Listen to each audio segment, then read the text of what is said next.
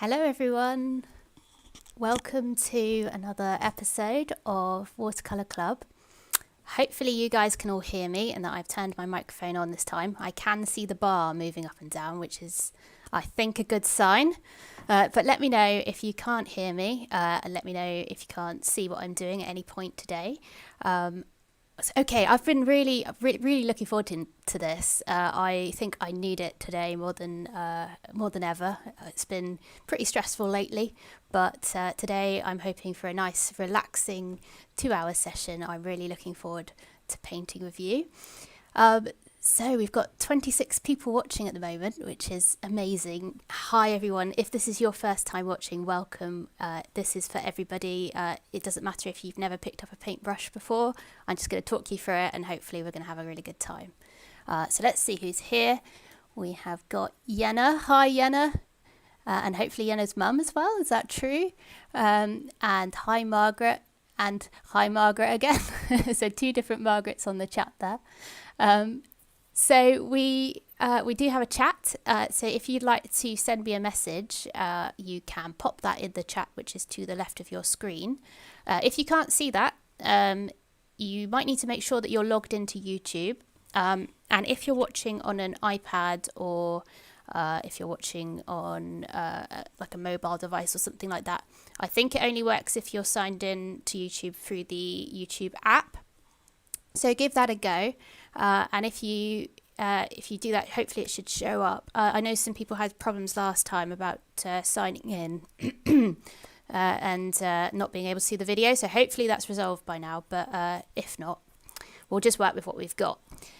So a couple more messages. Hi Jane, hi Helen, hi Melinda, hi Kate, hi Joyce. It's great to see you all. We've got up to 28 people watching, which is amazing. Okay, and Kate says coming through loud and clear. That's really good to know. Thank you very much.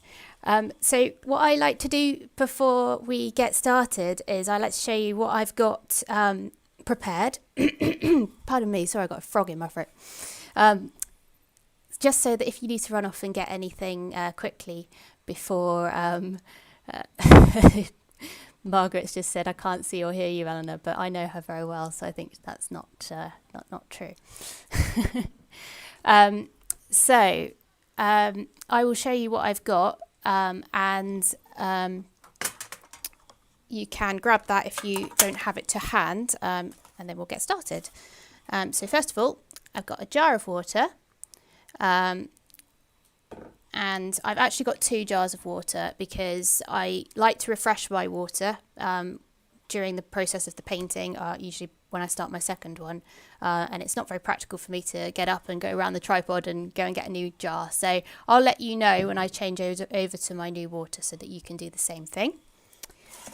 I've also got some watercolour paints. So I'm using some Daniel Smith paints, which I've been using for most of my or all of my tutorials so far. These are really lovely paints. They are in pans, so you can get paints like this, or you can get them in tubes where you squeeze them out onto a palette. Either type, that's fine. If you're using tubes, just make sure you've got a nice surface to work with. And when you squeeze out of the tubes, you only need a very little amount. A little goes a long way with watercolour. So I also have some paper. Now this is watercolour paper, so it's slightly thicker than the normal printing paper that you get. That's very important because the water that we'll be using will soak right through printer paper. So you want to make sure you're using a nice thick paper. I've cut mine quite small. I like to work on small pieces of paper and make sort of postcard sized pieces. I've also got a larger piece of paper, which is for practicing on.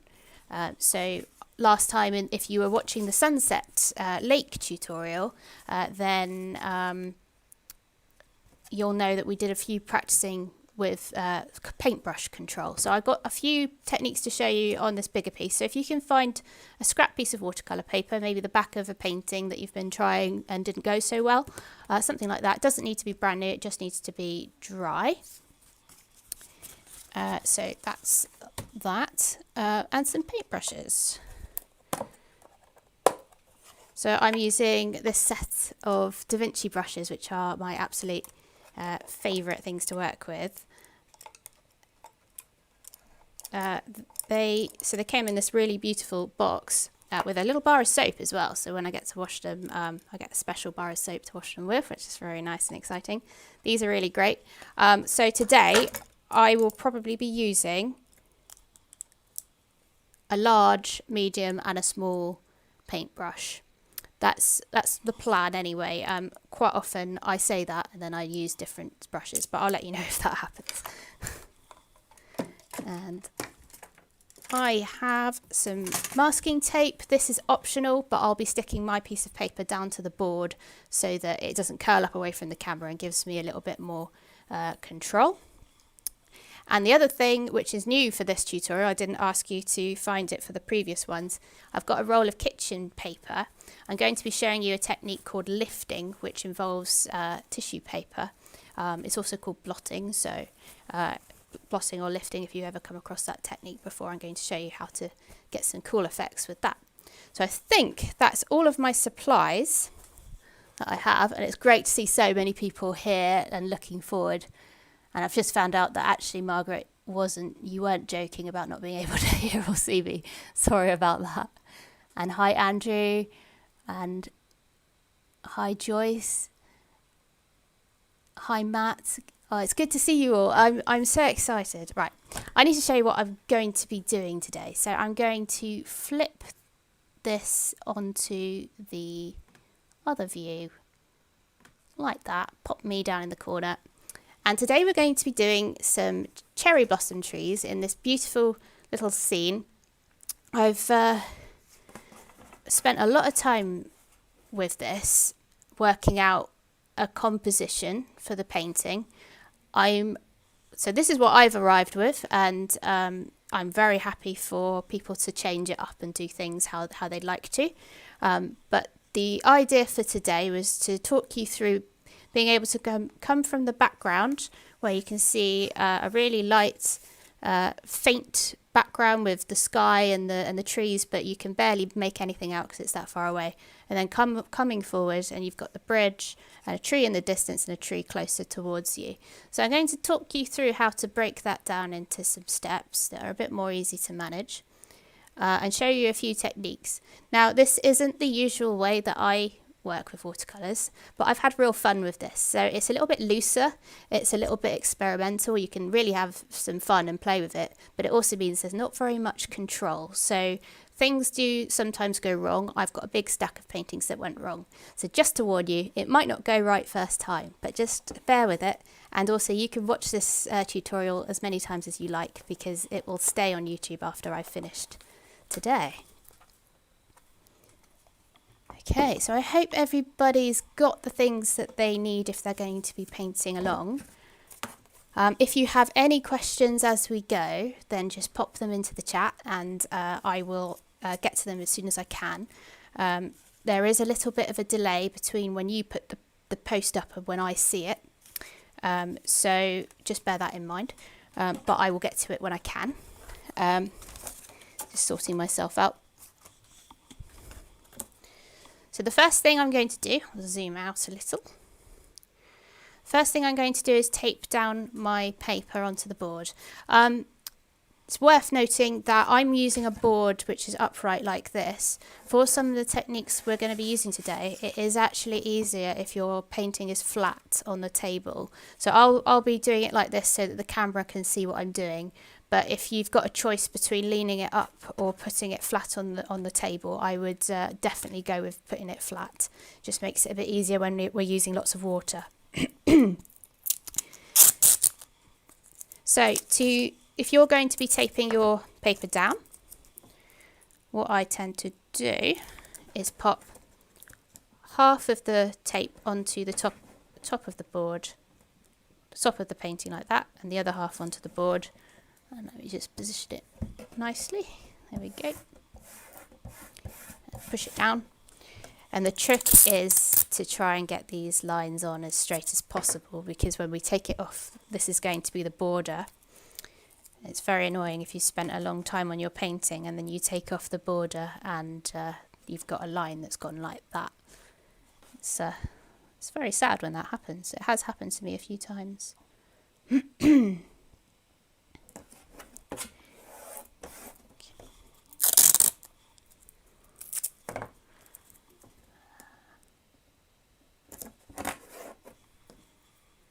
be really cool if some of you guys could let me know where you're tuning in from as well, because I expect not all of you are from Plymouth.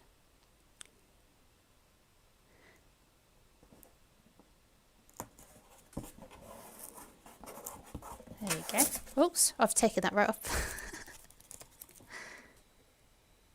That just shows you how important it is to push it down. So once you've got it to this point, I always run my finger round the edge very, very tight so that it just pushes that down. It stops any water seeping underneath and dragging the paint under that border that you've put on really carefully.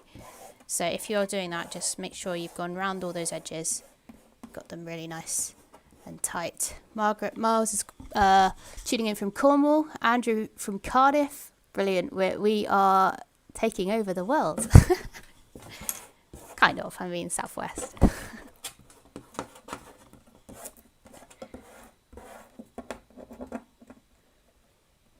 And Dorset, Newcastle. Brilliant. That's the furthest so far. Can anyone beat Newcastle?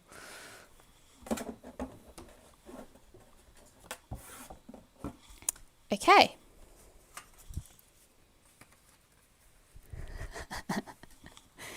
Right. Okay, so I'm going to start with my biggest brush. So if you've got a nice big brush, pick that one up. I'm going to see if I can get my water pot to be in view as well, because that's sometimes helpful. Bear with me, I will get set up soon. I want to focus on that, please. Okay. So the first thing we're going to do before we put any paint onto the piece is we're going to put a layer of water onto the page. So get your paintbrush nice and wet, and then every time I wet my brush I just take off any excess, so the drips, and I drag them across the top of the water pot just to let that fall back in. You don't want drips going down your painting, but you do want your painting to be nice and wet, and drag it across the whole of your piece. And what this will do is allow you to, when you put the paint on, it will spread out all by itself, and you won't need to worry about any kind of precision when you're putting it on. The water will just do the work for you. This is why it's called watercolour. So this is the technique that gives watercolours their really soft and subtle appearance. And because we're going to be painting something soft and gentle like these blossoms, and I'll put one of mine on the side there to refer to, but we like that softness for this painting. So I like to go up and down quite a few times, just make sure it's spread on there. Nice even layer if you can. And you can check it by just coming to the side, and you can see if there's any bits you've missed. So I've missed a little bit in the middle, and you can just see it because there's a little sheen over the surface. Okay, and I'm happy with that. So what I'm going to do to begin with is get some blue, and I'm using cerulean blue, which is a nice light blue, but it doesn't really matter with your blues. And I'm getting a nice light version of it on my palette, and I'm just going to sweep it just across the top. I'm not going to go down very far at all, just at the top. And then I'm also going to do it at the bottom. And you should see it start to spread out and fade into that bit that you've left with no paint on. You can smooth it out with your brush afterwards. And that is to simulate the sky up here, but also where the sky reflects in the river down here. So we're just putting that blue up there first because that's the furthest layer away from us looking at this scene.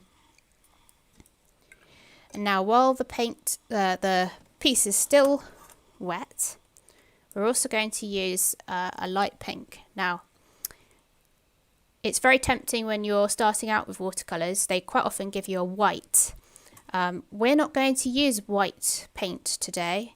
We're just going to water down strong red colours with water to get the pink colour.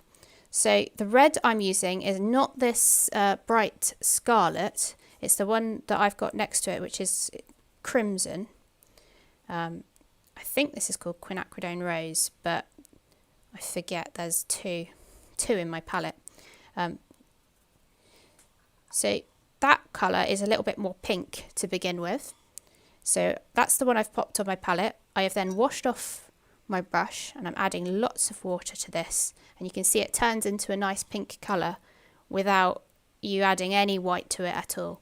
And we're just going to use the white of the paper to be our white today. So the next bit to do is to just dot this pink on your painting like this, and I've let mine dry a little bit too long, I think, so I'm just going to dot them on, and then I'll just use a wet paintbrush to sort of spread them out a little bit. You might not need to do that if your painting wasn't completely dry when you did that. So I'm going to do that, and I'll just blur them out. So if you need to blur yours out, you just need to use a wet paintbrush, just sweep it along the edges. Just like that. Leave a few areas of white because blossoms are pink and white, and it's nice to have a little bit of the lighter bits shining through. So I'm just, and these are in the distance, so you don't need to worry too much about them. It's just to give the impression that there's something there behind all the other things that we're going to be drawing.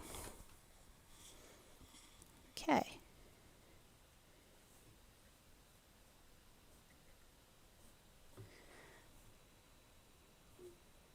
Okay. So hopefully that's gone okay for you. That is our first layer, and we'll be covering that up, so don't worry too much about it.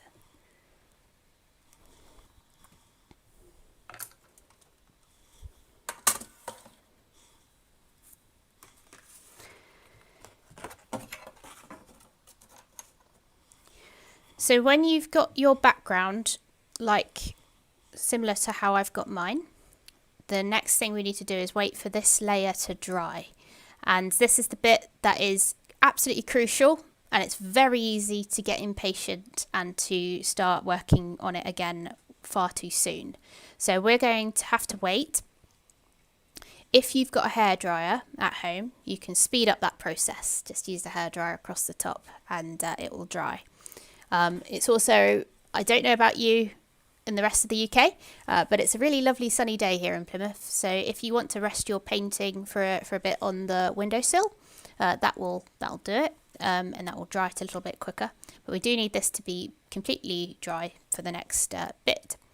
So to tempt you away from working on that too soon, I've got out my scrap piece of watercolour paper, and I'm going to show you a few of the things that we will need to know about when we come to working on it.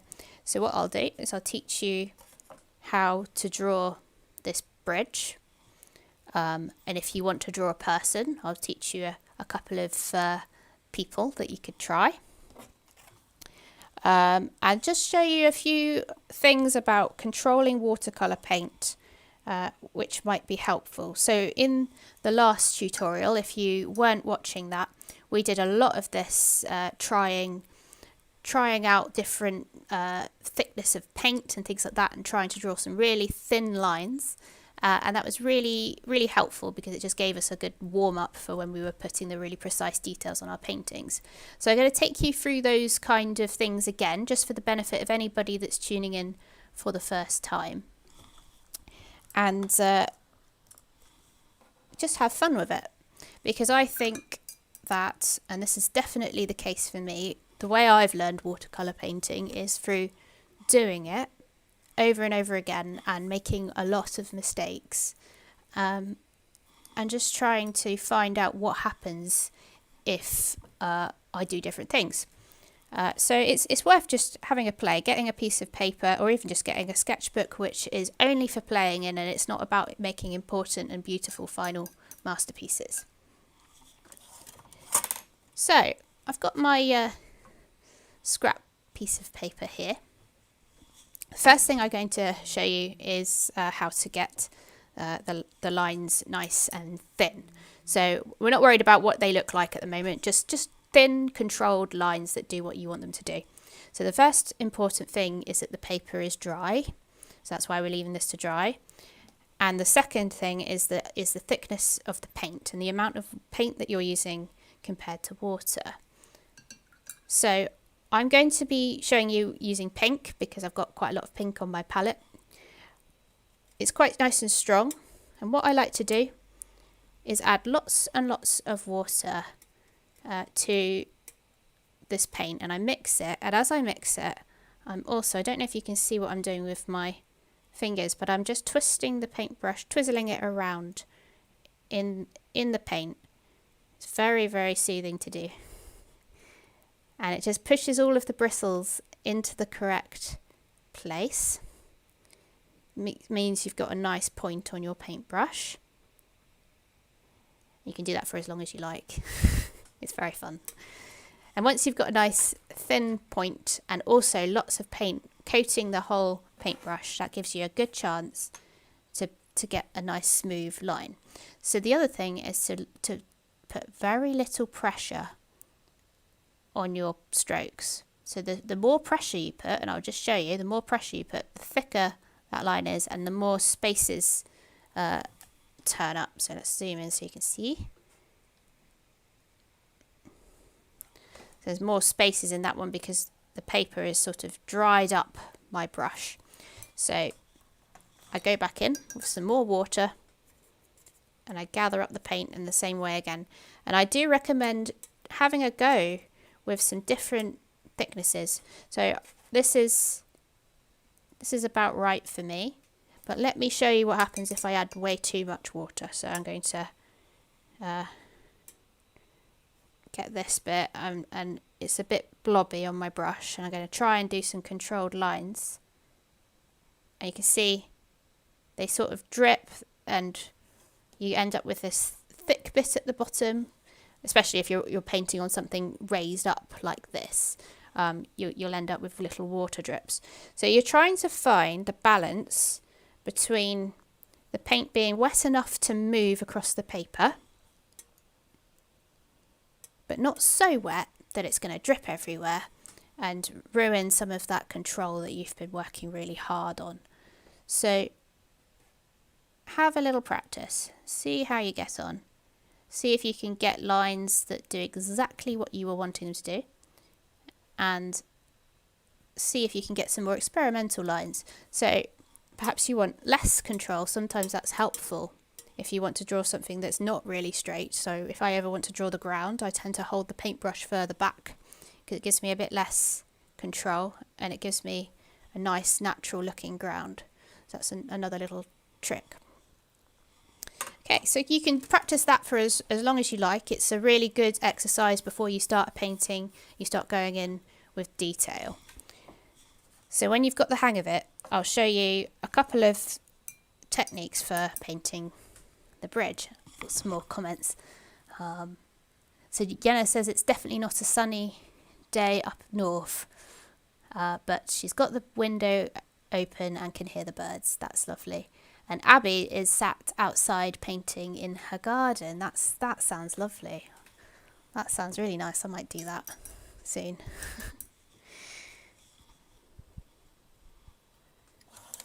So I'm getting the nice thick paint that I like, turning my paintbrush around, and I'll just show you these lines for this bridge. And also you can invent your bridge however you like. This was one way that I found I quite liked. I thought it was quite pretty, but it's also quite simple. So that's kind of two things I enjoy about painting. So the first one is an arch sort of shape. It's a shallow arch, like a rainbow. And then next is underneath it, like that. It's easy to make it look thinner there than it is there, but I wouldn't worry too much about it. This is all stuff that comes with time, and as you can see, I didn't get there straight away either. And then you want to draw, if you're going to do the similar bridge that I've got with the like crisscrossy pattern, the first thing I do is the lines that connect these two, and I just draw them fairly evenly spaced if I can. There we go. And then I connect the top one to the bottom one, top one to the bottom one, like that. So just crosses. Quite like it in pink actually. Wondering about making my bridge pink for this painting, although that might be too much pink. So there you go. And then what I like to do is get a little bit more paint on my brush and just run it along the bottom of the bridge.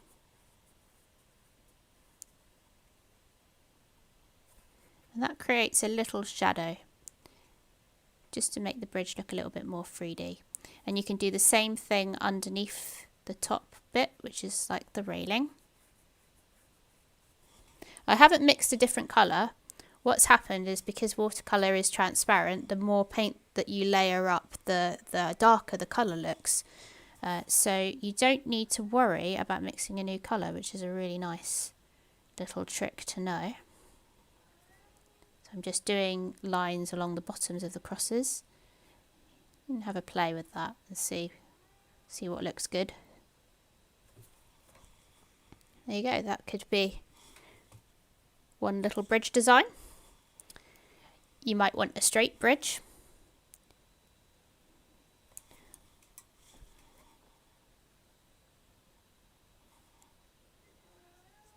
Oops, it's not going so well.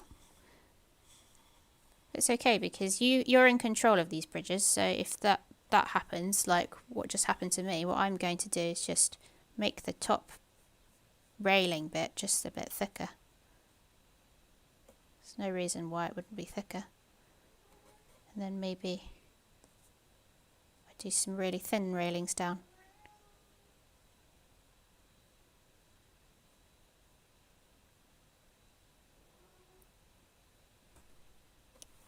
Okay, so have a play. Come up with maybe a different pattern that could go through. I know some bridges are really beautifully ornate, and especially the ones that might be in a garden or a park like this, where you've got so many blossoming trees. They might have made a real effort to make the bridge really beautiful. So have a little play with that and see what happens. So the other thing I was going to show you is how to do a person. So I'll show you a bridge but with a person on it. And for this, you need to start with the person. And I'm just going to use a blue colour. So I'm using the same blue that I use for the sky, which is this one.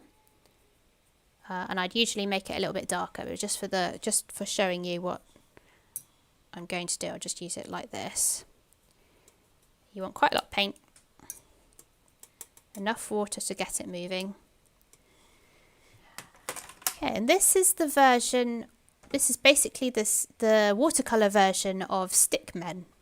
So if you don't want to spend lots of time drawing a person, this is a shortcut, and from a distance it looks absolutely fine and you know it's a person. So first of all, you draw a little line going down, which is a bit like a carrot. So it's a carrot shape. Can you see it? I've done it really small, so I might do a bigger version for you in a second. And then you just do a dot above for the head. That's all there is to it. There's no need to go into any more detail than that. You can see on my, wherever he's gone, this is my man standing on the bridge. And he has a rather big head, so I accidentally made his head a little bit too big. But that's okay, because I've decided that he's wearing a very big hat, and that's why he looks like that. So you can just see the rim of his hat.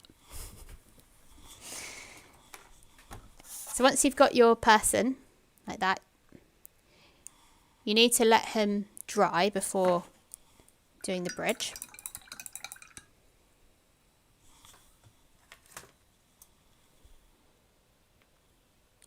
But you can get your paint ready while you do that. So I'm just getting a nice strong colour. Of course, I would probably want to use brown for this, to make a brown wooden bridge. Just tap him, make sure he might be alright. So, make sure you can see what I'm doing. So I'm just going to draw a curve which goes up to where his feet will be. So that's the bottom bit of the bridge. I'm getting more paint on my brush. And I'm going to do the top one, and it's going to go over him. Okay. And then I'm going to do the same thing. I'm just going to draw the bridge as if he's not there because he's standing behind it. And then I'm going to do the exact same pattern.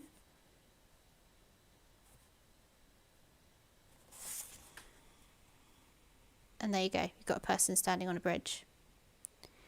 And that's as simple as it can be. You can spend some more time with your people and make it look like individuals that maybe you know. You could maybe study some silhouettes from a distance, but it won't ever be far off that. So a person will always have a little circle for the head, a little bit wider for the shoulders, and then down for the legs. So it's going to be something like that. So I think that is perfectly okay for the drawings we're going to be doing. And of course, if you don't want to put a person on your bridge, you don't have to either. Okay, so I'm going to put that to one side and testing my paper. And I think that it is dry. So the way to test... Oh, I need to move my camera again.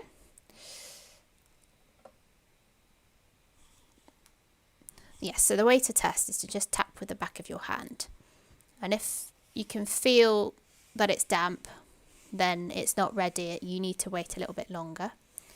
But I think mine is quite dry. And I've just let this dry naturally, and I had it quite wet to begin with. So if you've been waiting with me and you've not used a hairdryer or anything like that, mine is possibly a good guide for how yours is going to be. If in doubt, just watch me do this bit and then you can catch up. So what I'm going to do to begin with, and it's a good test to see how dry the paper is as well, so you might want to have a go if you're not entirely sure. I'm going to do a sketch of where things are going to be. And you can use a pencil for this, and I do sometimes use a pencil for tracing out my lines. But sometimes it's nicer to just use paint the whole way through. And when I choose a colour to do a sketch, I always choose a colour that's going to be in the final painting, and one that I can lighten down to it, so it's so light that you can paint over it very easily. So I'm going to go with this pink colour that I've been working with a lot today. And it, as you can see in my practice piece, there's a lot of pink in here, and all of the outlines become pink anyway, so it will be very well hidden behind everything else we do. So I'm going to add a lot of water to this colour to really lighten it down, and I'm going to get it to the point that we had it before with the nice controlled brush strokes. Hopefully you saw what I was doing there. Yep. Okay, and so the first lines that I want to mark out is where the river is going to be, and the river is going to come from about halfway down the painting down to the front. So the first line will start probably about right in the middle, I think. I'm just going to do a nice curved line going down, and then same again on the other side. It's almost straight down because the river's sort of coming towards us. So there we go. You might want to continue that round, but there's going to be a tree there anyway to sort of sort that out, and there's going to be a bridge across the top. So if it just looks like that, that's absolutely fine. So the next bit, we're going to just remind ourselves where it is, or decide where it is. We're going to put in where we'd like our bridge to be. So I think the bridge is really nice, and it's a very central part of the painting. It's like the focus point. So I've decided to put mine pretty much in the middle on this painting, on this version. If I can get it on camera, there we go. It's quite in the middle. This one's slightly to the left, but where I've drawn the river, mine's going to go straight in the middle. So it might be different for you. That's fine. You just need to mark it out with 2 lines, one at the bottom and one at the top, just to remind you where they are. And my bridge has gone quite wide, but I'm okay with that. And then the next bit is to decide where your trees are going to be. And the way I do that is I just draw like a dotted line so that it will blend in later. That's where I want tree number 1. And then the tree which is closer to us and right over the top, I want to make that much bigger, a bigger circle. It goes over the top of the bridge a little bit and it comes down. There we go. And then what I like to do is wet my brush and just go back over these little marks I've made and just blur them out a little bit. It doesn't really, because we're going to be so loose, it doesn't matter how that looks behind. Same with the river, but what I'm going to do is just pull it sideways a little bit. It's a little bit dry already, so it might not move very far. But that's okay, we can sort that out. I'm not worried about the bridge because we're just going to go over that with a darker colour anyway, so that's fine. Okay, so that is a rough sketch of where we want things to be, and they might move around a little bit, but that's okay. I think when we're trying to be a bit more loose and a bit more experimental, having a bit of a plan of where things are going can be useful. So it's a good thing to try and have a little bit of order, I think. But if you just want to go with it without doing a little sketch, that's also fine. So have a go. See what works best for you, because everybody's different when it comes to painting. So I'm going to let that dry, but it won't take very long because it's just a very thin layer. And what I'm going to do is very quickly demonstrate to you the lifting technique that we're going to use for the petals on our blossom trees. So this is where the tissue paper comes in. So if you've got some kitchen roll, make sure you've got a piece. And fold it into quarters. So fold it once, fold it twice, and you get a little pad to work with, which is a little bit thicker. It can absorb a bit more paint. And put that somewhere within easy reach. Now I'm going to use my medium-sized brush, and I'm not going to go in with my really big one because I want to have a little bit of control. But if I use my little one, it will take me all day. So I'll just show you what we're going to do, and you can just watch, and then we'll try it on the actual painting in a moment. So I'm going to mix quite a lot of water into the pink paint that we've got down here. And I'm going to do the same thing, but I think I'm adding much more water than I use when I'm trying to make the controlled lines. I'm just moving it around, soaking it all up. And then what I'm going to do is I'm going to stamp it onto the paper like this. So I'm lying the paintbrush down on its side, and you can see that this is where you want to lie your painting down, because for me it's dripping down straight away. Then what I like to do is count a few seconds, so 1, 2, 3, and then pop paper over the top, give it a little push, and then lift it up. And you get, I have a pattern on the tissue roll which comes out on that. Not sure how much I like that, but it's fine because you cover it back up and you do it in layers, so you don't actually see the pattern at the end, but it it gives that little dappled effect of the lots of little petals without us having to actually draw them all individually, which would take us a very long time. So I'm going in again.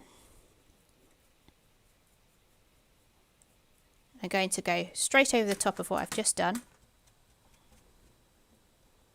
Maybe I'll miss bits if I quite like a bit. I'll miss it and I'll count 1, 2, 3. Pop it down, give it a push, then lift it up. And again, you can just play with this. You can add perhaps more of a shadow along one side, around the bottom, like that. You could try seeing what happens if you push really hard, what happens if you don't push hardly at all, because it's very different. And also, because that took it up straight away, how long you leave the paint on makes a real difference. 1, 2, 3. You see it's left a bit more. So, and sometimes people almost leave it to dry before taking bits off. So have a play. You can also try scrunching up the paper and seeing if you get a technique that you prefer. Maybe stamp it a few times like this. And there we go. So what we're going to do is we're going to build up the trees in that way to begin with, and then we'll start to add some more colours and get them to really look like blossom trees. And Izzy Hoden says, hello from Axminster, Devon. Izzy is my best friend from school. So thank you very much for tuning in, Izzy. I'm really happy that you made it.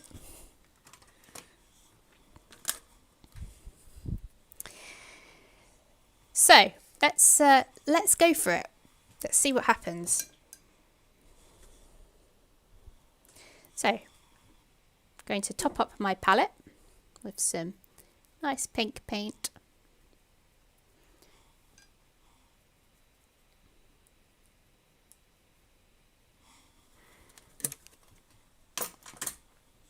And we're only going to work on this tree, which is in the distance to begin with. We'll move between the two pretty soon, but we just want to focus our efforts on this, because if we leave the paint to dry for too long, then it could end up being too dry when we start to blot it. So we'll just focus on one at a time, and if you've drawn lots of trees, just work with them one at a time. You can take as much time as you need. So, stamping it on. Remember to lie your painting down if you can to do this, because it's very hard otherwise. Count to 3. 1, 2, 3. Down it goes. Oh, nice. Happy with that. Okay. Get some more paint. Popping it on. And I do get little splashes as well, which I quite enjoy, because I think they are like petals blowing off in the wind. Okay, 1, 2, 3. On it goes.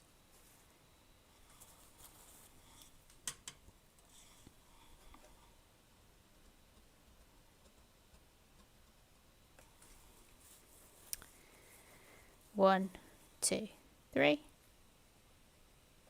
And I pressed very lightly then, because I quite liked how I'd done that pattern, so I didn't want to take them all off. I'm just going to go one more time. Dapple it on. One more time on here. 1, 2, 3. On it goes. There we go. And you can see how you don't really have very much control over that process. So you could have a plan for how your tree is going to look, and it could turn out completely differently. So I think that's quite fun, because I think that it's nice to have a bit of a surprise when you lift the paper up to see what's actually happened. So I quite enjoy it. I've taken to doing a bit more of it in my paintings, a little bit more like experimental stuff, which is quite scary when you're doing something that you want to go really well. It is really scary to take a risk like that. I've found that it's made the painting process a bit more fun, a bit more exciting, and also the final paintings can be quite exciting themselves, because they'll do things that you perhaps weren't planning but actually end up looking really, really good. So while we wait for that first layer of the tree to dry, you can use that same pink colour, and what we're going to do is the blossoms that have fallen onto the floor underneath the tree. So I'm going to just do a few.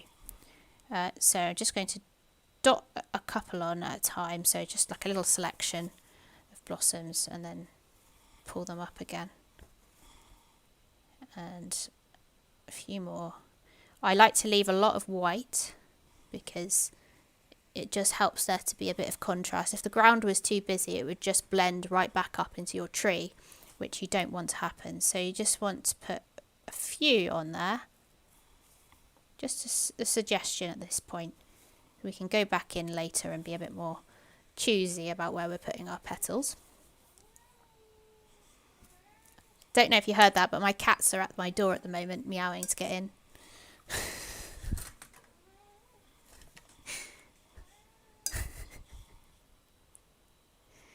They do not like being shut out. So I'm going to go ahead and put a first layer onto the other tree, which is further closer towards us. So it's exactly the same process. And when with this tree, because it's closer to us, we'll spend a bit more time with it later. But this first bit is exactly the same. So we can just stamp our paint on. And it's a little bit bigger, so you've got a bit more space to work with. But you also have to be a bit more quick if you're going to blot it off, because it's got more time to soak in as you paint it. So 1, 2, 3, on it goes. I'm going to push quite hard because I think I left it for quite a while. Take it off. Okay, yeah, that was all right. And then same again. Let me know how this is going, and if you're struggling or not entirely sure, or you'd like me to show or demonstrate it again, just let me know. If it's going really, really well, that would be cool to know as well. So I'm just going to stamp a few more on. 1, 2, 3, on it goes. There we go.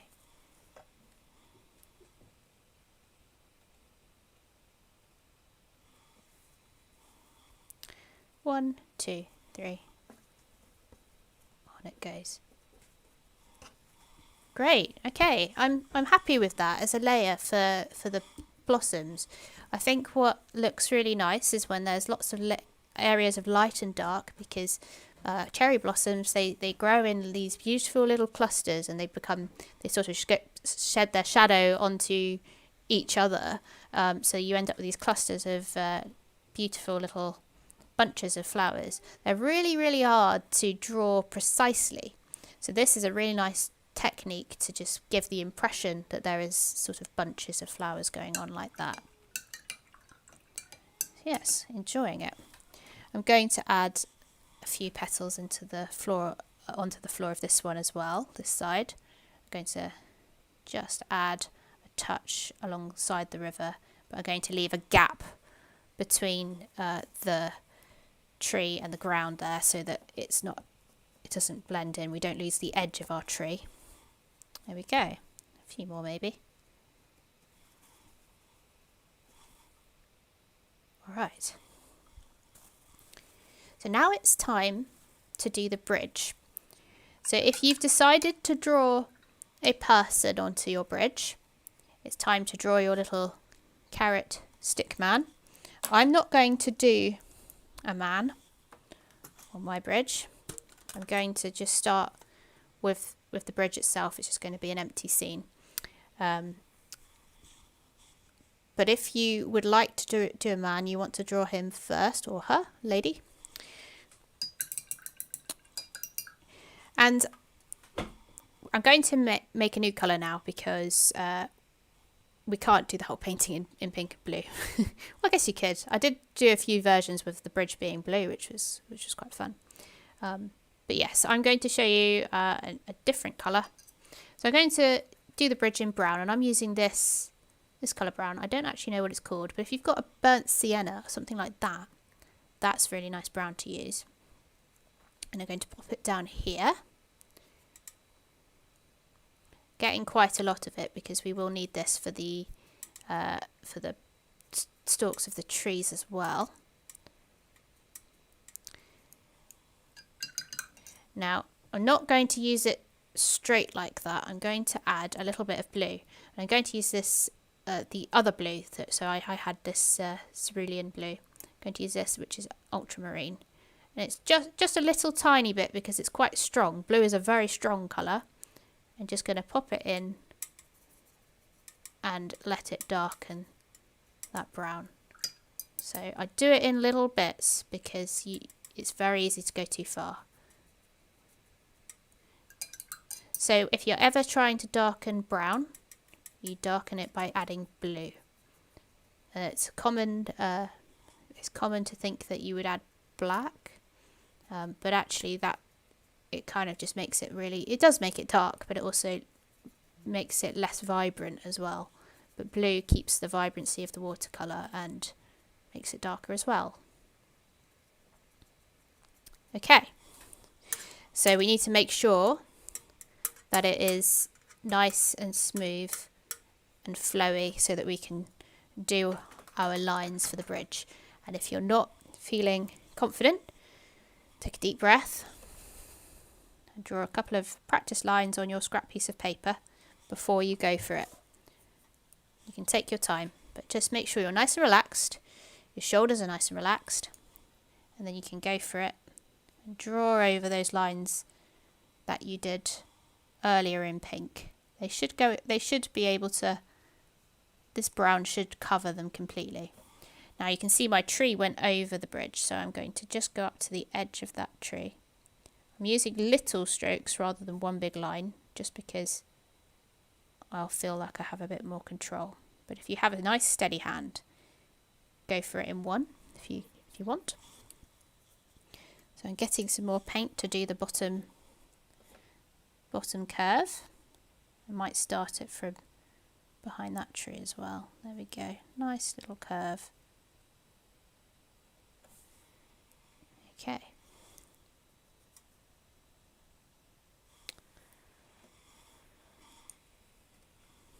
Now it's time. I'm actually going to extend that one as well. There we go. I think that looks a bit more even. And time to do these vertical lines if I can. My hand's very shaky today. Straight down. Okay. And then let's go for it with these crosses, which I enjoy doing. But if you've invented a different pattern for your bridge earlier on, feel free to experiment.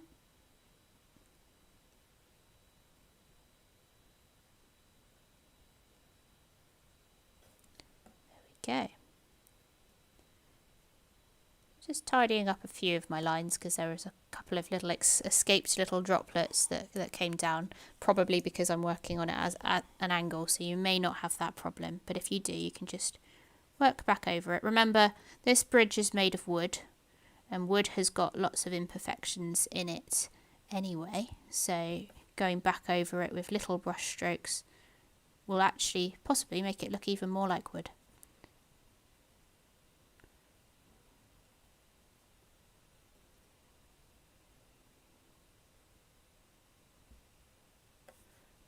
There we go.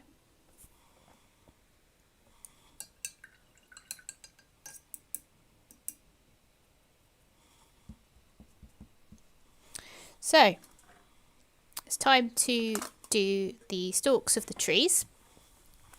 So I didn't mix myself enough brown, so I'm going to add a bit more on. So I'm going to get the lighter colour in, the brown, and then add the ultramarine blue. Probably won't be exactly the same, but that's okay. And twizzling my paintbrush round. Now the stalks of these kinds of trees are quite bendy, and it makes them look really lovely and flowy. So when I do the stalk of the tree, I usually start from the top. Some people find that it's easier to start from the bottom, but I start from the top and I work my way down like a snake, like that. And then I'll start from the top again and again, and I thicken up that line at the bottom, and then you can sort of join it up and colour it in, make it look a bit more like the trunk of a tree. You might want to add, it's up to you at this point, you can add another branch coming in.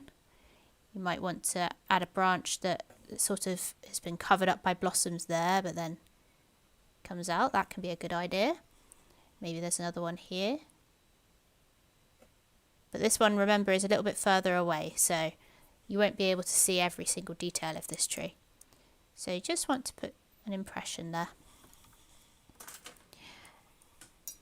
And what I'm going to do is add a tiny bit more blue into my brown, just to make an even darker version of that colour.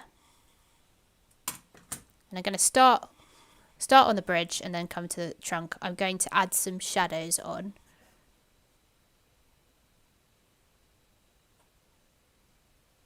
So you can do that by just adding the same colour that you'd already mixed. It will have the similar effect, or you could add some more blue to your brown. So it's up to you which method you want to go with. I'm just putting some shadows. I'm not covering up the lines I already did. I'm just adding a couple of extra little touches here and there, just to make it look like there's a shadow.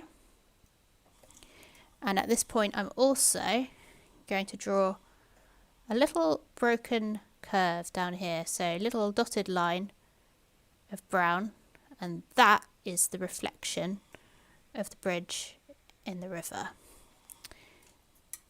I'm now going to take the brown that I made and add it onto one side of this tree, just to add a bit of depth to that tree.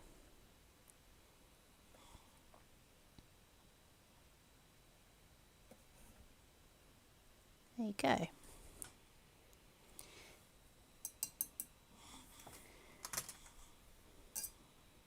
And the next bit I'm going to do is I'm going to wash off my brush, add some water to this colour, and I'm going to draw some lines that cover up this pink bit. They are horizontal lines, so they go from left to right, left, right, left, right, left, right, like that.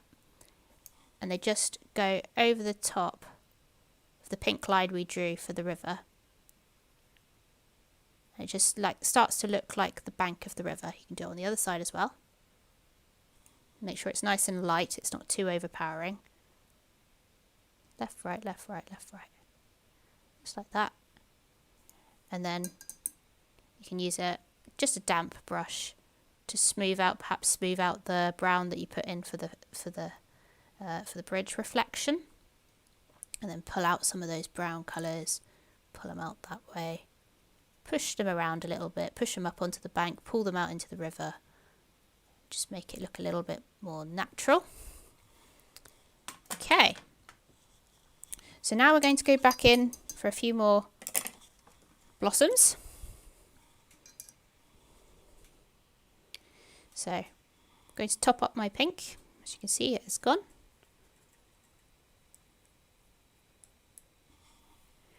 And I'm just going to check that my branches and my trunk is dry.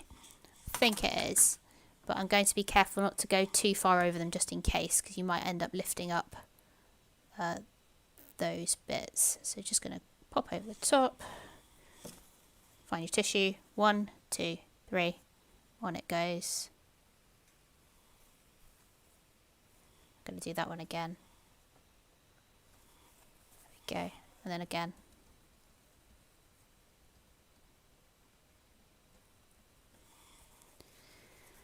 One, 2, 3, on it goes. There we go. And now I'm going to just, because my tissue started to get quite saturated, I'm going to fold it again. Maybe even again because it's quite thin. Just going to dab away any of those lines. Okay. So let's get the trunk, there we go, onto the other tree.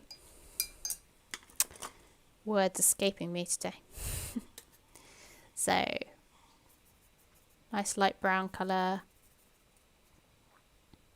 Little bit of blue, just to darken it. I think that's a really nice colour. I'm going to start at the top. I'm going to work my way down. Now this tree is closer to us, so the branches and the trunk will look a lot thicker. They'll also be a lot more detailed, which means that we'll be able to, if we were stood here, we'd be able to see the bark on this tree as well, and we'd be able to tell the surface, what the surface looks like. And so you can imitate that by doing lots of little brush strokes rather than sweeping lines. Just do lots of little brush strokes. Maybe a few bits of darker brown at some places. You might want maybe a branch. Let's have one coming up here. And try not to think too hard about where you're putting your branches, because I think it's very easy to make a tree look a bit unnatural. And it usually happens when you think too hard about where the branches should go. So just try to go with what comes to your head naturally and give that a go. There you go. And I'm going to stop there.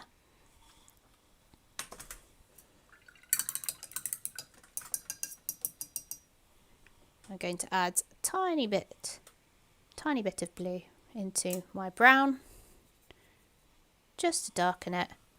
And I'm just going to touch the edge of this tree with that darker brown. The undersides of these branches, which would be in shadow, and the underside of this one, just to make it look more 3D. Lovely. And if you feel like your bridge is missing anything, there's a few gaps I can see on mine, you can go back in with that colour. Just add a couple in. You might think there might be something missing on your other tree. It's the same colour, so you can just go in and add little bits to it. You might want some maybe darker bits on the bank there.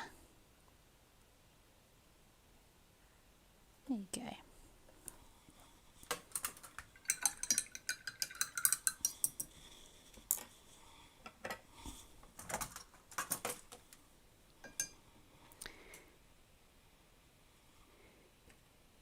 Right, I'm going to add some more pink down onto my palette. Changed my brush a bit too soon. So I'm going to go to my really small brush, excuse me, and I'm going to mix a little bit of this cerulean blue, which I've got down on my palette, so I'm going to use it from here. And I'm going to mix it into the red.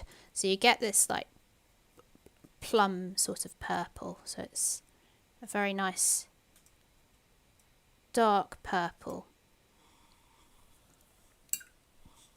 I'm going to water it down because we don't want it to be too strong. So add quite a bit of water.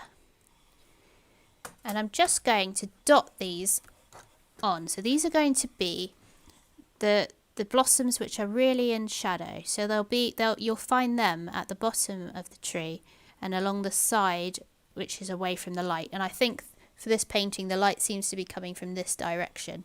So anything that is on that side of the tree will be in shadow, and anything underneath the tree will be in shadow. Now at this point, it's up to you. You could use a very thin, tiny brush and you can dot it on, and it's up to you whether you blot at it or not. You might want to experiment with blotting some of them. You might want to blot all of them, but it's up to you. You can have a little play. I'm just going to dot it on, and if I feel like the blob got too big, I might take one off. but just go with what you think feels right. You may have started to get a feel for what will happen if you start dabbing at it with a piece of tissue. And while I've got this purple colour, I'm also going to adding it right here, right underneath this tree. Lots of little dots of it, and it will become the shadow. So we don't need to have a big black hard shadow for this painting. We just need a darker version of the pink that's already here. And that's all it needs actually to blend that tree and make it look as though it is part of the ground it's stood on. You can also use this purple to go back over this bank. I like to put a few little stray blossoms that have gone into the river. You might want to wet your brush and drag them. And if you're going to dragging them on the river, then just take them side to side to imitate the way that the river flows as it comes towards us. Now I'm going to add that purple colour onto this tree as well. And so they go at the bottom.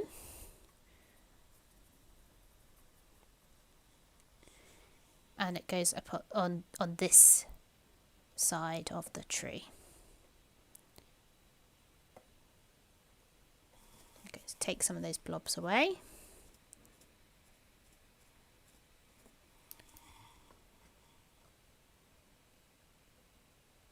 There we go. And then I'm going to do the same thing where I add some little dots down here.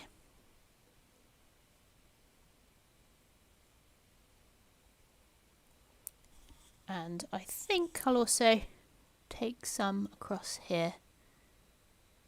Might be quite nice to put some purple in that shadow there as well, maybe. Yeah, that works.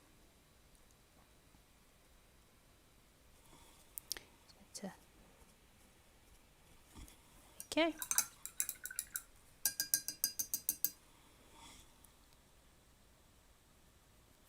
And now I'm going to get a nice bright pink and just adding some final little blossoms wherever I think they should go. And so these will appear in little clusters, and I'm only going to do them on this tree that's at the front, and that's just because this one at the back is further away, so we want to make that illusion of this tree being much closer. So just drawing tiny little speckles of blossoms, just like that, and then maybe stamp a few of them away. But I quite like them being very strong, so I've let them sit, and I'm just dabbing it very gently. You might want to do the same on the floor. You might want to add some little dots just down here. Those were probably a little bit wet, so there we go.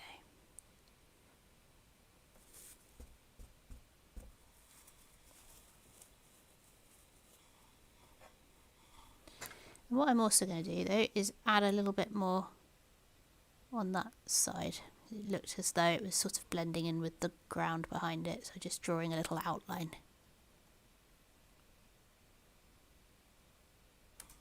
There we go. I think I'll just leave that, I won't dab at it.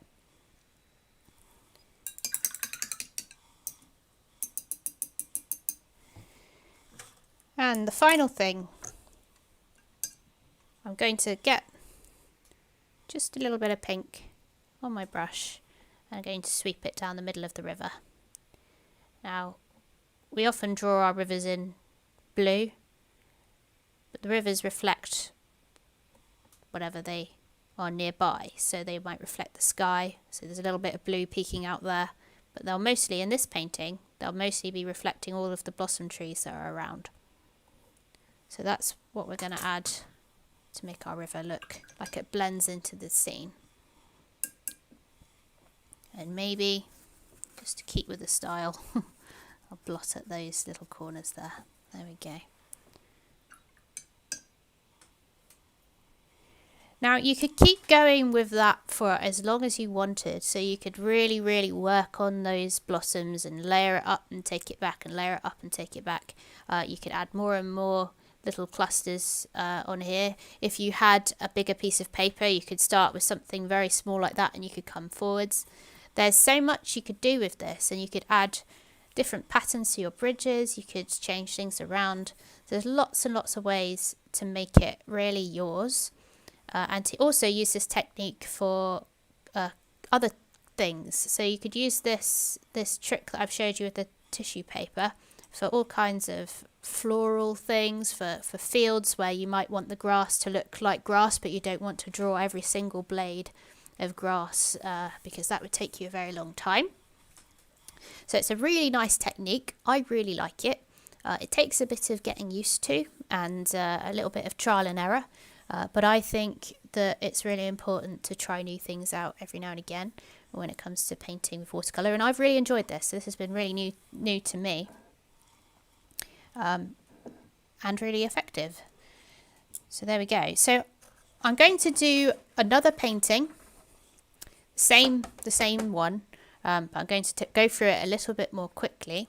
I'm going to leave this taped to the board because it's still wet, so we'll take it off in a moment. Now at this point, when I'm going to change paintings, I will just show you my water. Uh-oh. So if your water looks like this, it's time to get some fresh water, which I can do really easily like that. Just because when you go to put the water down, it will already be red and it will be a bit overpowering. So zoom out a little bit, see if I can get this board to show over there. And I should have...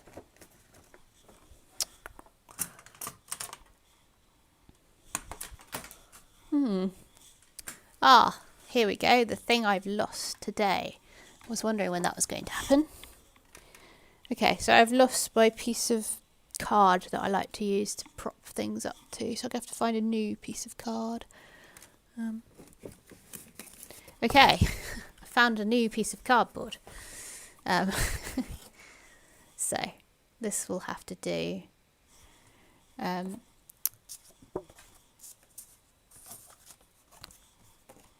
Let's turn it that way. So, going to do the same thing again. To tape. Now, does anybody have any questions or anything that the first time we went through this you didn't see so well? Because then I can pay extra attention to it when we go through this one. I'm really excited to see what you guys have managed to do. So if you're painting along at home, I really would love it if you could take some photos of you having a go at home, of you and your family, and also to take some photos of your final pieces and share them. So we have, if you're not already aware, we have a Facebook page. It's called Watercolour Club for people who don't paint.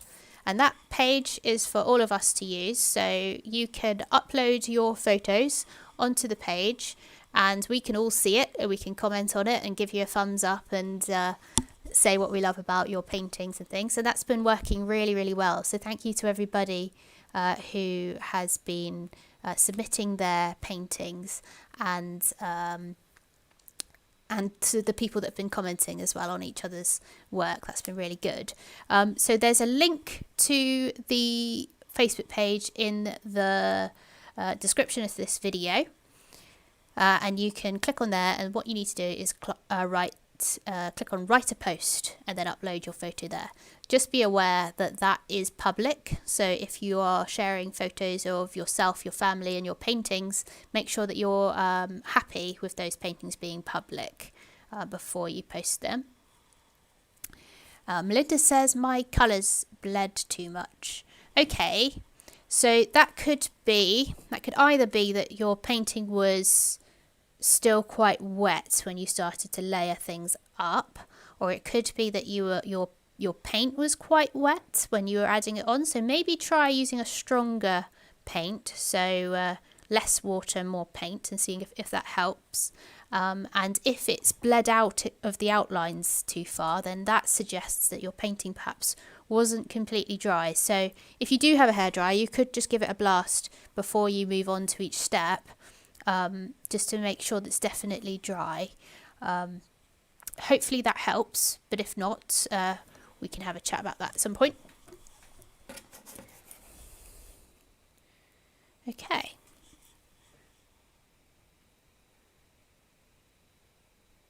So hopefully you can see that. I'm just going to gently place that there. All right, let's go for it then.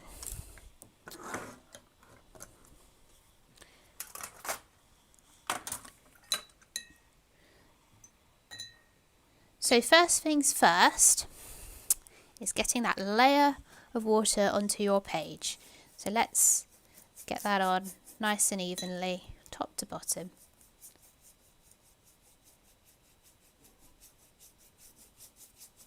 And remember to have a little look at it from the side just to make sure. Now last time, because I was talking, I forgot to go in quite quick with the pink and ended up with that bit that didn't blend out very well in the middle. So I'll go a little bit quicker this time.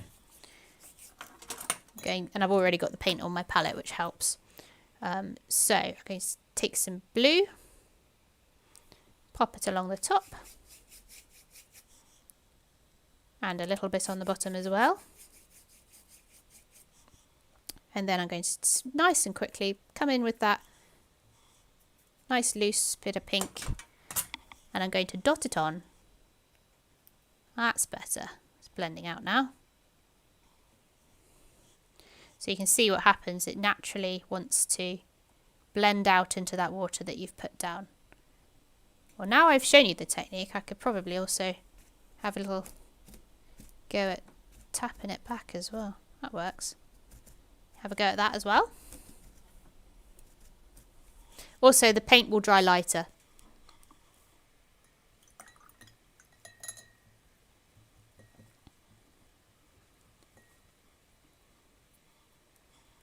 Oh, hi Conchita. So Conchita here from Hale and Altrincham, friends with Jade and Kate. That's really good to see that you're here.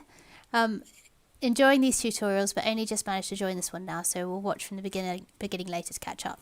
That's great. Yep, you can certainly do that. It will be here on the on my YouTube channel afterwards. But I have just started this painting just now, so I've just added a layer of water in the background layer, which was just a little bit of blue and a little bit of red in the middle. So if you want to get to that point and leave it to dry, then you're kind of caught up, and then you can go back through and watch it again more thoroughly later if you'd like to. So yes, if you are just joining us now, you can start from this point. My tissue is looking a little bit sad. I like to try and use it up to the absolute maximum, but I think it's time to get a new tissue. Oh well. So this is the bit where we need to leave it to dry.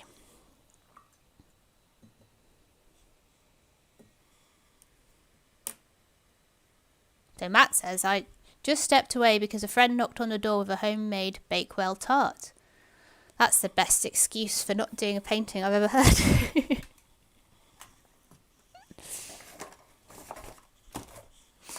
I bet that's really nice. What a treat. So while I wait for this layer to dry, I'm going to turn it back to me.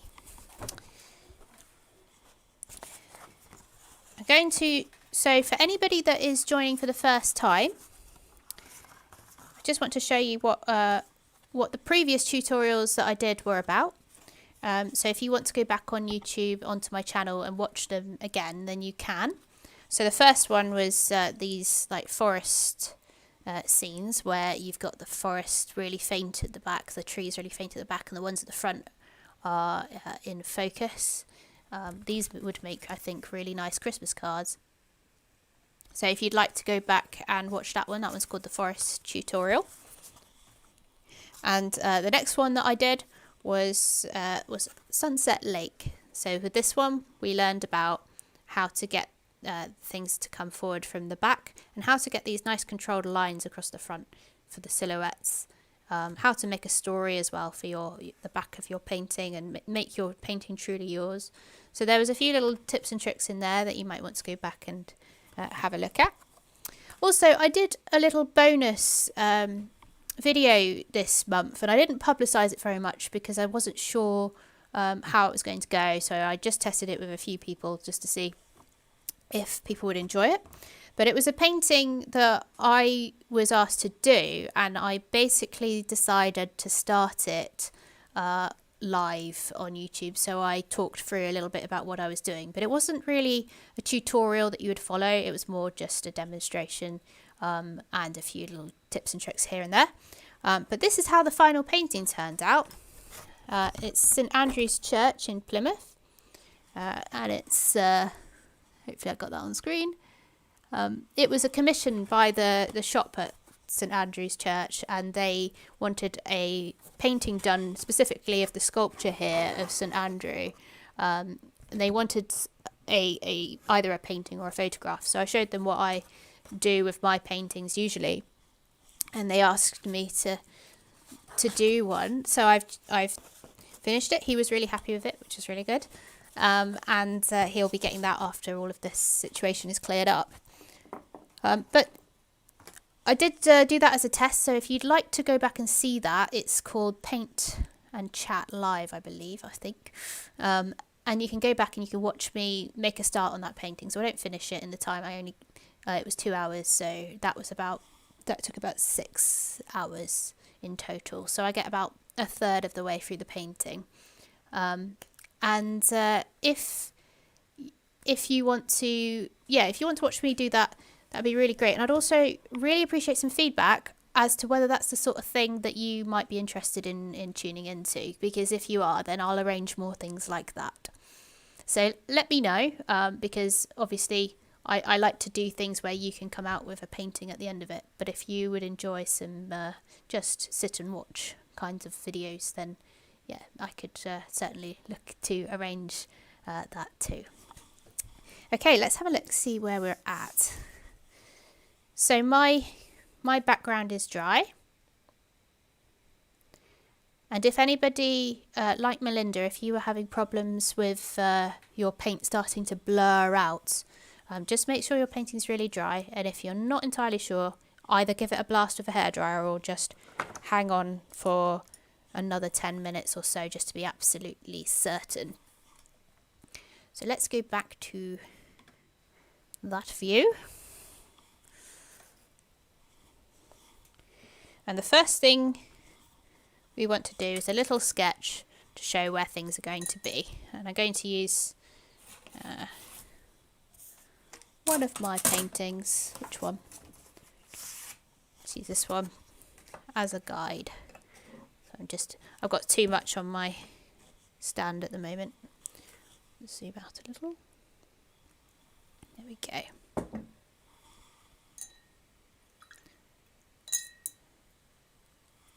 Oh, so Helen says, the demo of St Andrews was brilliant. It was my first session. Lovely to see the final work. Really enjoyed today too. I can't paint for toffee. Helen, you're the exact kind of person that I'm trying to reach with these kind of videos, because I really want to prove that you don't need to be able to paint in order to paint. I think it's just about playing and having fun. And if you get something at the end that you're really proud of, that's a bonus, I think. It's just about doing it. So I'm really happy to hear that you enjoyed watching the demo, and that's really good. And Ben, hi Ben, says, I've watched every Bob Ross video now, so yes, that would be cool. I feel touched to be compared to Bob Ross. Cool, that's really nice to hear. Thank you very much. So, for the sketch on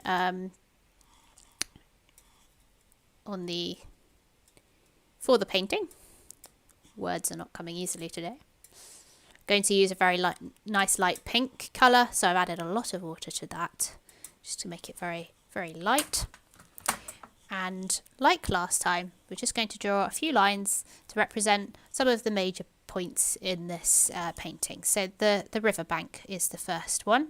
So it's just a little curve round like that, a little curve round like that. The next bit is the bridge. I'm just going to do a curve, oops, like that, and a curve like that. And remember, these lines will go over them, so they don't need to be perfect. They are just sketches that go underneath and just help us to plan out what we're doing. So now we'll do two little circles which represent the small tree and the big tree at the front. And if you want to do more trees than that, go ahead, feel free. This is your painting. It's drawing a dotted line to represent the tree, just makes it a little bit easier to go over.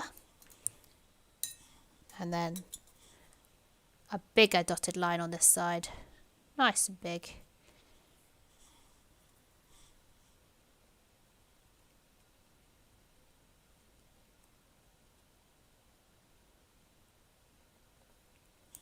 And I do like to blend them out with a wet paintbrush just to blur them out and make them a little bit less harsh. I don't worry about the bridge at all because that is a nice hard structure anyway. Just going to pull those out, but it's those lines again, they're not shifting very much, but I don't think that matters too much because we will be covering them up later. And same for the trees.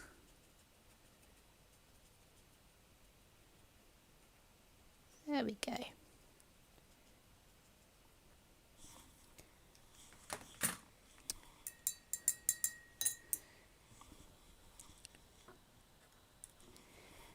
And I'm going to give it a little bit of time to dry. See how we go.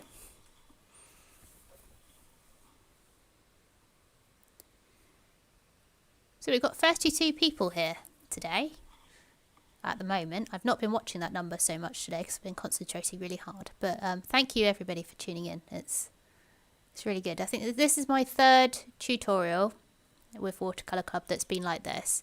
And usually, because I didn't actually do my introduction at the beginning, usually we meet at Ocean Studios in Plymouth, and we have a big room up there, and there's loads of us, and we all meet together, and I provide loads of materials.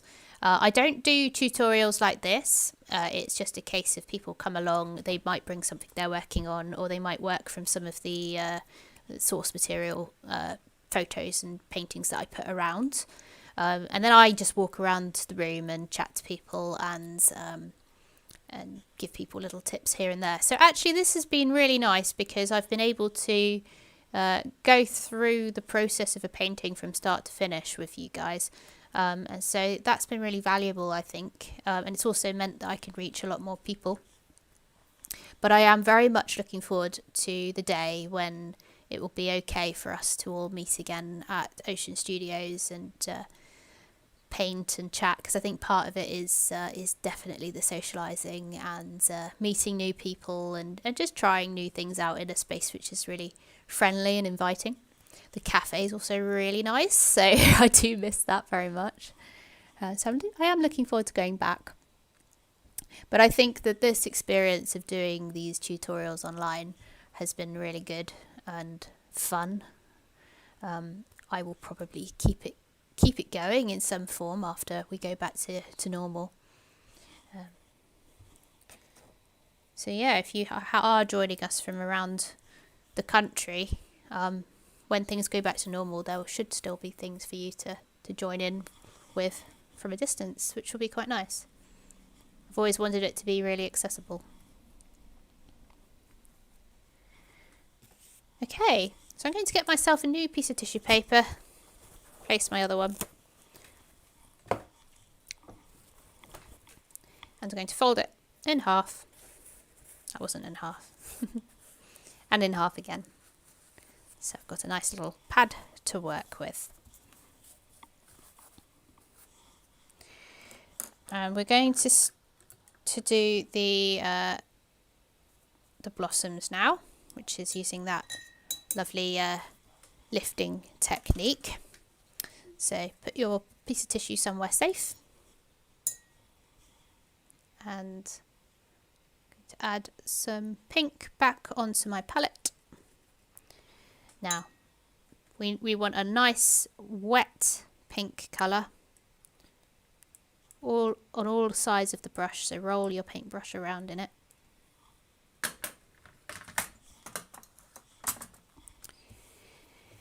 And we're going to stamp it on like this. This is where lying your painting down flat is really helpful, if it's not already. And then count to 3, 1, 2, 3. Nice firm push and lift it up. Blossoms. Doing it again, straight over the top of the old one. Count to 3, 1, 2, 3. On it goes. Push. And then you can start to play around. So just start to add them where you think there should be a few blossoms. Maybe try pushing or just dabbing it on. Have fun with it. There's no right or wrong here. It's just experimenting. Sometimes I just don't know if you can see what I'm doing there, but I'm just going outside the edge of the tree. It's almost as though the tree has, the wind has blown a few petals off. And they're just about to fly to the ground. Okay, so I'm happy with that. So then I'm just going to add some petals on the floor down like that. And then dab them up. And remember, just do a few because we can always add more later. There's no rush to get them all on at this point.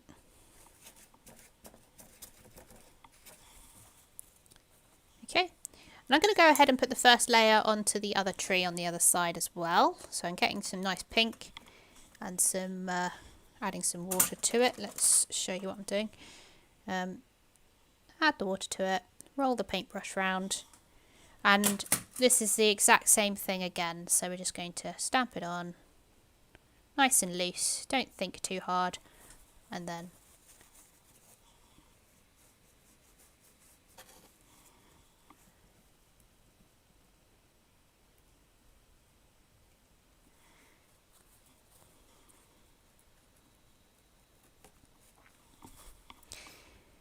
just keep adding them on wherever you think they should go. There we go. And that's the first layer. We will go over that again. So that's, if it's not 100% right, that's fine. So now it's time for the bridge.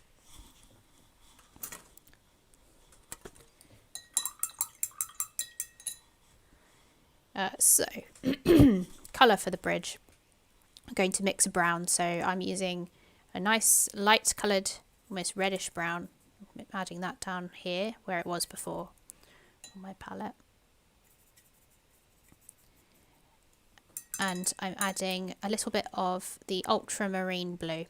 Any blue will do this job, but it just darkens the brown. Careful not to go too far because it's very easy to make it too blue. I mean, it looks blue then. Just darkens that brown. Okay. And so I've got a nice flowing paint on my brush, and I'm just going to draw the lines on. So shaky hands, so I'm going to have to do the little short lines instead of flowing lines.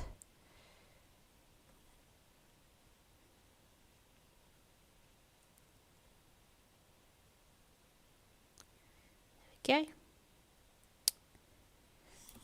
I think I'll try a slightly different bridge pattern this time.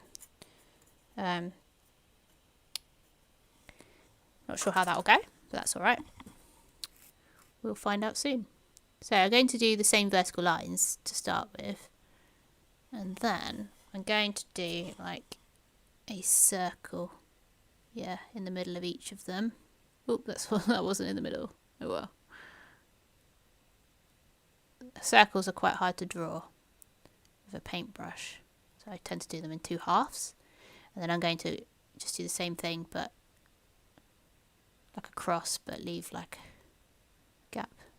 So that's all right. I can tidy that up a bit later. So maybe you've invented a really wacky pattern and you want to share it. I look forward to seeing them on the Facebook page.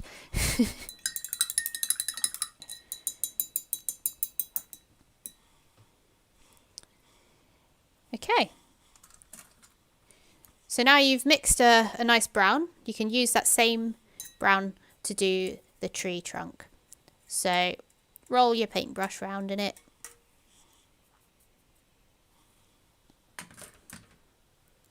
You can start from the top, snake your way down, start from the top and snake your way back down again. Something like that. You can add some little branches where you think that they need to go. Perhaps leave a little gap where the blossoms have grown over. I'm now going to add a tiny bit more ultramarine to my brown mixture.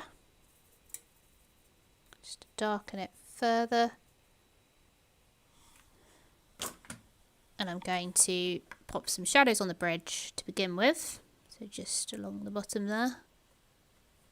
And along the bottom there.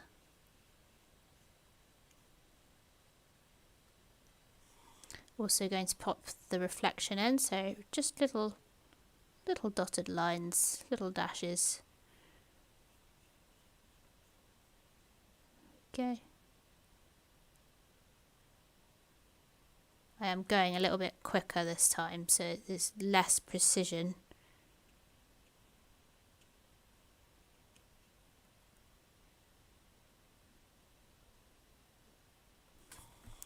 Okay. And then take that brown that you mixed, that darker colour, and just pop it onto one side of your tree. I'm going with the same side that I did last time, just that left hand side. And then you can also draw some dashed lines just along the riverbank there. The other side as well.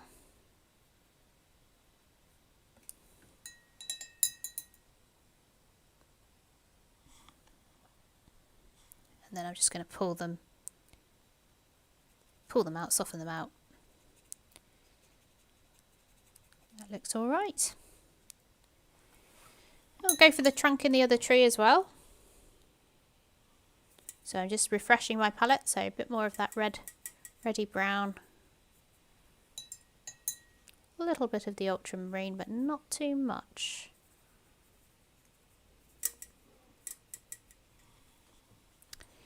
And then don't think too hard about these branches, remember. They'll grow wherever they want to grow. If you do nice curvy lines, they end up looking really, really interesting. And if you look up pictures of these trees on Google Images or something, they are the most spectacular shapes. Really, really nice. So they twist and turn, and you can exaggerate that in a painting, because I think that gives them a lot more character. Adding a few little branches in here and there where I think they should go. And last time I forgot to put any petals on the floor down there, so I'm just going to add some in now. So grabbing some pink and just dotting them on. Then I'll lift it off with the paper towel. Okay. So I'm also now going to go back over this this tree here with a few more blossoms, but not much. And I'm not going to go too close to the trunk, just in case I lift it back up again by mistake. Again, you can just work into this as much as you want or as little as you want. Leave it really simple or go complicated, up to you. Okay, I'll do some on this one as well.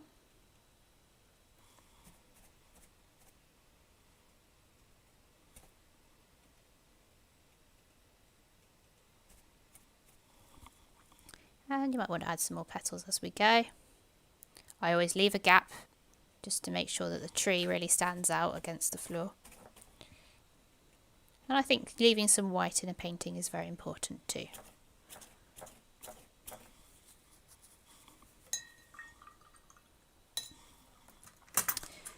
So now it's time to add the sort of plum colour, which is going to be the darker blossoms. So just add a little bit of that, maybe that's too weak now, some of that cerulean blue, and you mix that through into the pink. It's very faint on my palette at the moment, but I think that's good actually, because it means I don't need to add loads of water to it.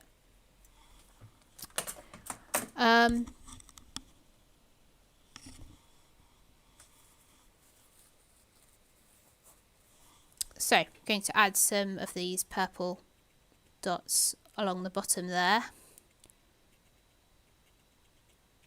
and along that side, just a few little spots of it, and then dab it back up.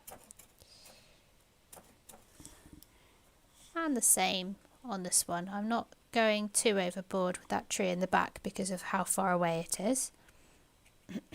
But this one will have a little bit more light and dark, so I'm adding some more in. I'm also going to let that sit. Oops.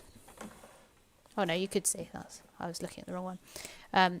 Let that sit a little bit longer before I go at it with the tissue, because it will just allow the paper a little bit more time to absorb some of that paint, and so it ends up being a bit darker.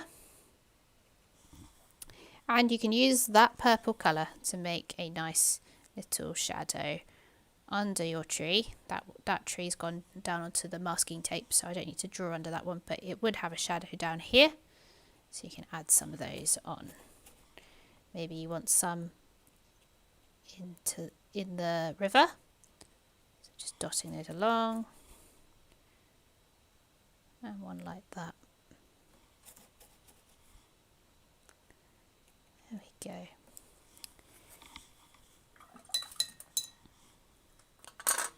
Now I'm going to go in with my little paintbrush.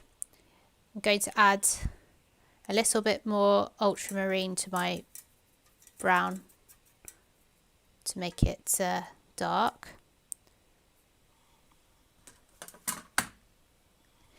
And add it onto these undersides of these branches. And I'm going to do those little tiny little paint strokes just to imitate what the bark looks like on a tree. So just little hints of texture there onto the branches. There you go. Little dots. So it's quite nice and straightforward, but has a very good effect at making something look rough. And with that same dark brown, you can also really make that bridge pop out of the scene by adding some shadow here and there. And I quite like this because I'm not sure how well you can see, but there's some like little suggestions of trees in the background that are going over the back of the bridge, which I think is really nice. It's worked out quite nicely. I'm just adding a few little hints here and there. And then it's time for me to go in with my pink, my nice strong pink.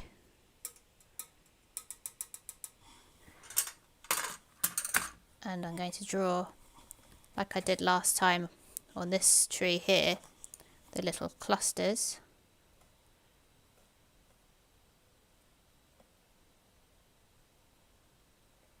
It's up to you whether you dab at them or not.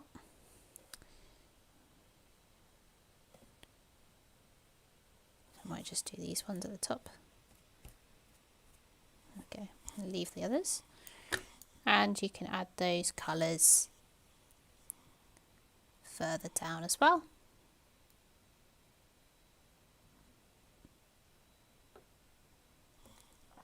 Just little hints of them. Perhaps some of them have fallen into the river.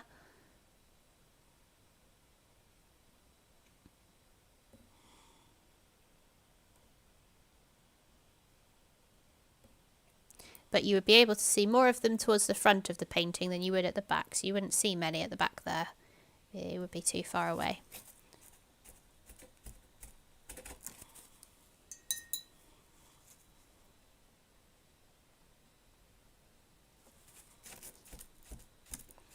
There we go. So let's get that pink reflection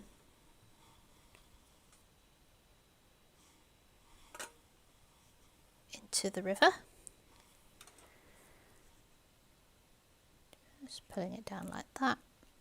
Right down the middle, not across the whole river, just a little bit of it. And then have a little blot. There we go.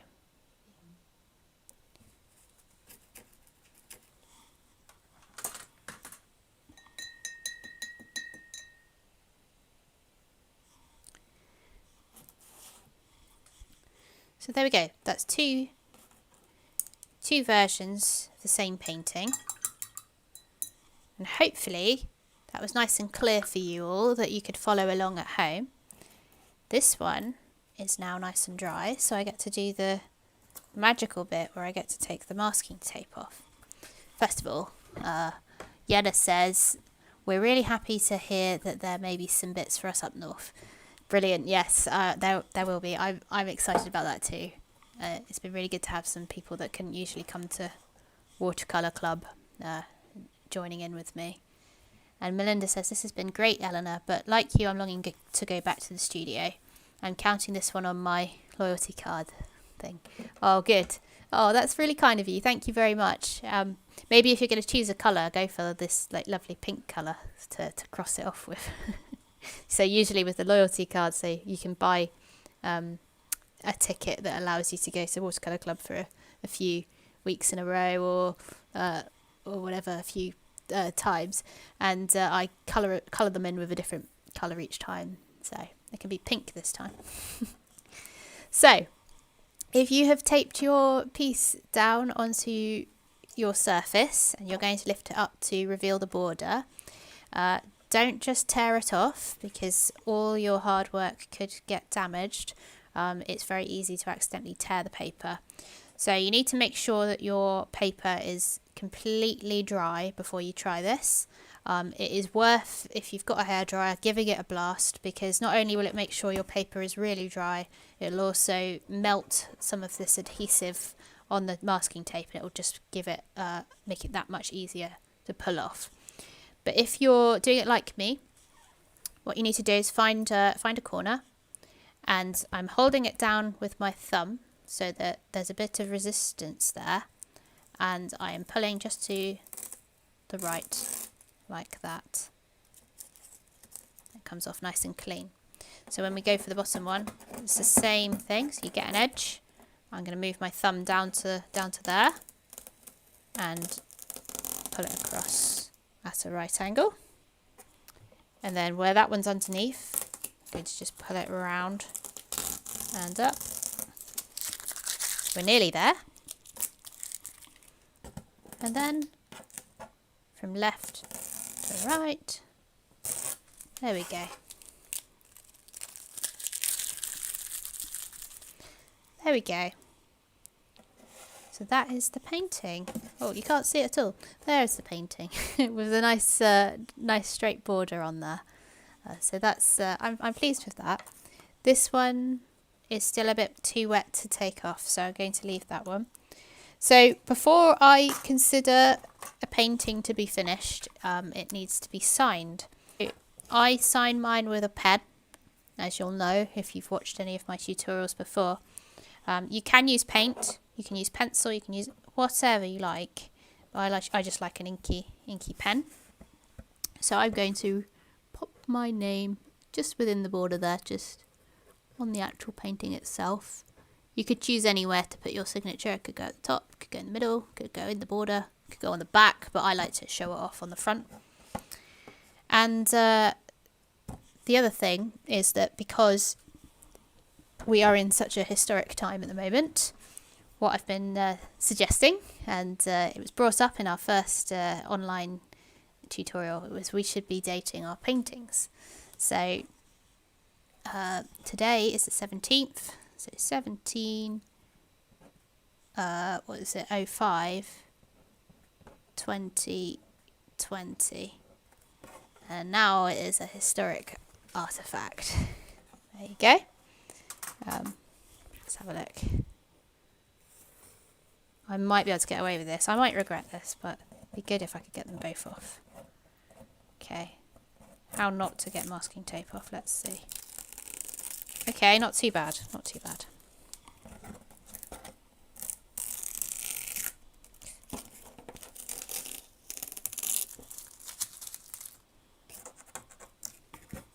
I have damaged lots of my paintings in the past through doing this too soon.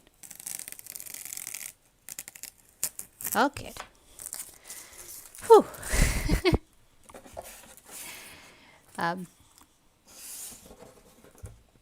And the same again, I'm just going to sign it down here. Sign it a little bit higher just to avoid those little petals down there.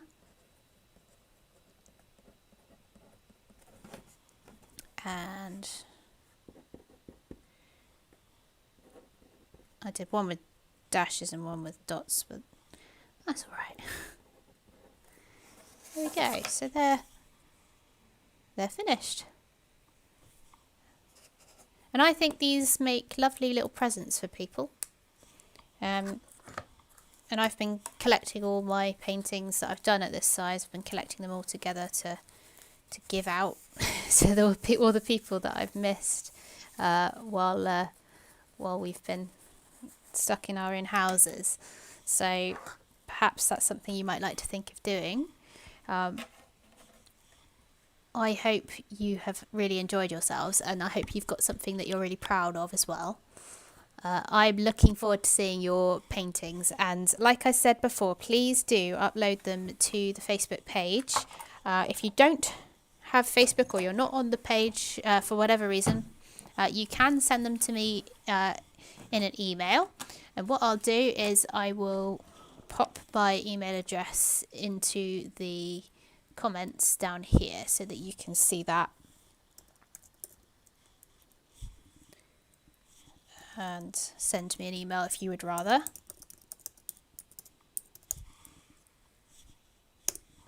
But if you don't mind sharing them with everybody else, then pop them onto the Facebook page, and that would be brilliant, and I really look forward to going through and seeing them all. Please as well, if you're on the Facebook page, please think about leaving me a review. If you've had a really nice time today, it really helps me to know that, and it also helps for anybody that might be looking in the future at coming along and joining me for one of these sessions. Then it helps to hopefully let them know that it's safe for people to come and join in, even if you've never had a go with watercolours or something like that. So I'd really appreciate any reviews or any feedback that you can give. The other thing is that my sessions today and all my online sessions are free. Usually I charge £5 a person for use of my materials and to book the space and everything like that. But these are free. There is an option to donate to this project, and I would be so grateful if you could donate something. So if you're in a position that you're able to give something towards this project, that would be absolutely amazing. And if you do, it is through PayPal, and it collects your address, and the reason for that is I will send you a thank you postcard, which will be extremely limited edition. It will literally be for this moment in time that everything's sort of stopped, so hopefully they'll be quite special. But if you donate £5 or more, you will receive a thank you postcard from me, handwritten out. I'm looking forward to writing them all out, so do have a look at that. The link is in the description of this video if you'd like to have a little look. There's also a link to my website if you would like to have a look at my work. So normally I don't do watercolour paintings. This is kind of something I enjoy as a hobby, but I am an artist and I have some art projects on my website that you might like to have a look at if you're interested. Think that's everything. I feel as though I've probably forgotten something, but yeah, it's been a really, really nice afternoon. And just having a little look at the comments. So Kate says she's managed to pick up watercolour postcard paper before lockdown, so these will make lovely postcards. Brilliant. Perfect. That's really good. I've seen those before, actually. Do they have the printing on the back as well, so you can send it in the post? And then Harriet says, I live in Plymouth and would love to join the club once we will be able to. And you'll be absolutely welcome, Harriet. That would be really lovely to see you. And thank you, Andrew, for joining in today. Andrew, you've made it along to every one that I've done so far as well, so that's really good. Thank you. And Jude, thank you very much to you as well. Yeah, it is lovely to see all the comments coming through, and I know that as soon as I finish this video, I'll find loads of you have sent in your pictures and things like that. So thank you very, very much for sharing my Sunday afternoon with me, and for having a little paint along at home. I think, unless anybody else has any other comments or anything to say, I think that we'll close there. So last time I managed to hit the button to stop streaming just a little bit too early, so it cut me off before I finished speaking. Which was quite funny. So I have actually now made an end screen, so that I will leave you with that for a couple of minutes, and that will mean that hopefully it won't cut me off while I'm in the middle of saying stuff. But okay, thank you very much. Have a lovely rest of your day, and I will see you next time. Bye.